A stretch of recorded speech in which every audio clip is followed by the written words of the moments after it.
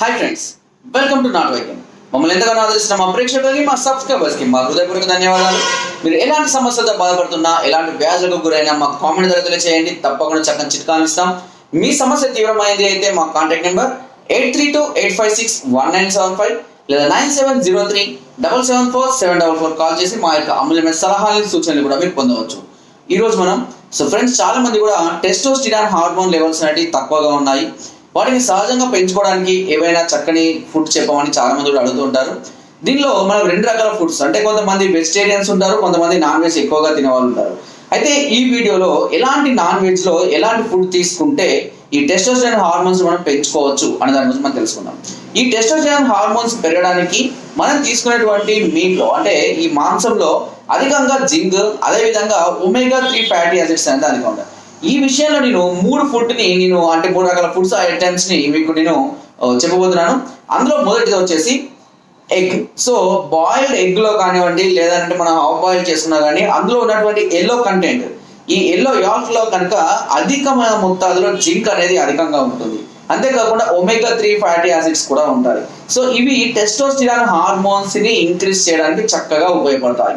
So అంటే ఇలా చేయడం వల్ల, అంటే ఉదయము, అదేవిధంగా పరిగణన, అదేవిధంగా రాత్రి భోజనంలో కానివ్వండి, ఏ విధంగా సరే రోజుకు 1 లేదా 2 ఐటమ్స్ 2 సార్లు కనుక ఈ ఎగ్ లోని ఎల్లో పార్ట్ ని కనుక వైట్ తో పాటు తీసుకున్నా కూడా పర్వాలేదు. అధికంగా అంటే ప్రతిరోజు ఒక మోతాదు, ఉదయం ఒక ఎగ్, అదేవిధంగా రాత్రి కూడా ఒక ఎగ్, ఈ విధంగా కనుక తీసుకుంటూ ఉన్నట్లయితే ఈ టెస్టోస్టెరాన్ హార్మోన్స్ అనేవి పడిపోకుండా ఇంక్రీజ్ అవుతూ ఉంటాయి.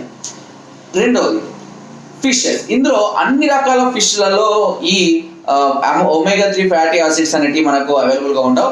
ఎక్కువగా సీ ఫుడ్, అంటే సముద్రములో పట్టినటువంటి చేపలలో ఈ ఒమేగా-3 ఫ్యాటీ యాసిడ్స్ అనేది అధికంగా ఉంటాయి. అంటే మనము ఎప్పుడైనా విజిటింగ్స్ కానీ అలాంటివి కానీ వెళ్ళినప్పుడు ఈ సీ ఫుడ్ తీసుకోవడం అనేది చాలా అవసరం. ఇందులో భాగంగా ఎక్కువగా మనకు సాల్మన్ ఫిష్, ఈ సాల్మన్ ఫిష్ అనేది సపరేట్ గా ఉంటుంది. ఈ సాల్మన్ ఫిష్ లోనే ఈ ఒమేగా-3 ఫ్యాటీ యాసిడ్స్ అనేవి చాలా అధికంగా ఉంటాయి. సో దీంట్లో కూడా మనం తీసుకోవచ్చు. సహజంగా రొయ్యలు, మనకు రొయ్యలు కూడా అవైలబుల్ ఉంటాయి. పచ్చి రొయ్యలు, గంగ రొయ్యలు అని కొంచెం పెద్ద సైజులో కూడా ఉంటాయి కదా.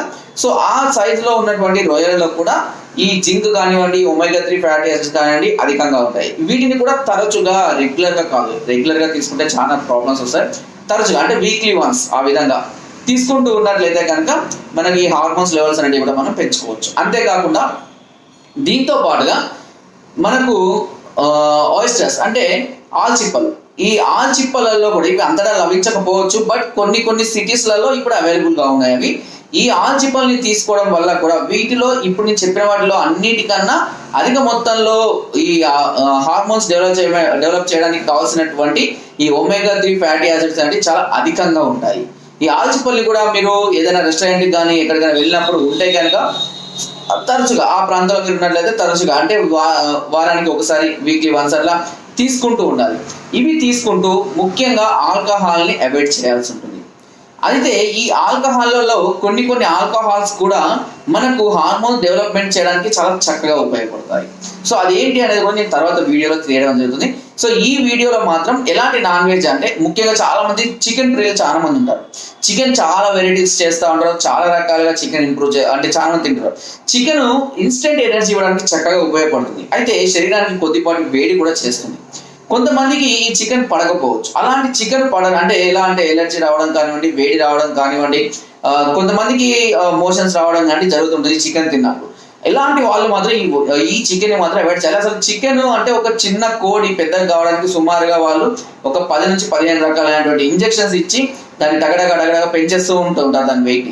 సో అసలు చికెన్ పూర్తిగా అవాయిడ్ చేయండి. నాటుకోళ్ళు తీసుకోవడం ఇంకా బెస్ట్ ఈ విషయంలో మాత్రం. ఓకేనా. ఇకపోతే మటన్, వీటిని క్యాజువల్ గా తీసుకోవచ్చు. వీటిలో ప్రోటీన్స్ కానివ్వండి అవి హైగా ఉంటాయి, ఎక్కువగానే ఉంటాయి. బట్ ఈ టెస్టోస్టెరాన్ హార్మోన్స్ లెవెల్ని పెంచడానికి మాత్రం అవి పెద్దగా ఉపయోగపడకపోవచ్చు. సో ఈ విధంగా మీరు ఈ నాన్ వెజ్ నేను చెప్పిన ఐటమ్స్ కనుక దొరికినప్పుడు, ఎగ్స్ అయితే రెగ్యులర్ గా తినొచ్చు, దీనివల్ల ఎలాంటి నష్టం ఉండదు. పెద్ద ఇంటర్నేషనల్ కంపెనీస్ కూడా తినమని చెప్తూ ఉంటాయి, వాటిలో కూడా హై ప్రోటీన్స్ ఉంటాయి అనేసి. సో అందుకని ఎగ్స్ అయితే మనకు అందరికి అందుబాటులో ఉంటాయి కాబట్టి వీటిని మాత్రం మనం రెగ్యులర్ గా తీసుకోండి. మనకు దొరికినప్పుడు ఈ ఫిష్ కానివ్వండి, ఆయిస్టర్స్ కానివ్వండి మనం తరచుగా తీసుకుంటూ ఉన్నట్లయితే మంచి టెస్టోస్టెరాన్ హార్మోన్స్ పెంచుకోవడానికి చక్కగా ఉపయోగపడతాయి. సో ఫ్రెండ్స్, నా వీడియో కనుక మీకు నచ్చినట్లయితే ఒక లైక్, ఒక షేర్ చేయండి. మరిన్ని వీడియోస్ కోసం సబ్స్క్రైబ్ చేయడం మాత్రం మర్చిపోకండి. మీ అమూల్యమైన సలహాలు, సూచనలు నాకు కామెంట్ ద్వారా తప్పకుండా తెలియజేయండి. Thank you.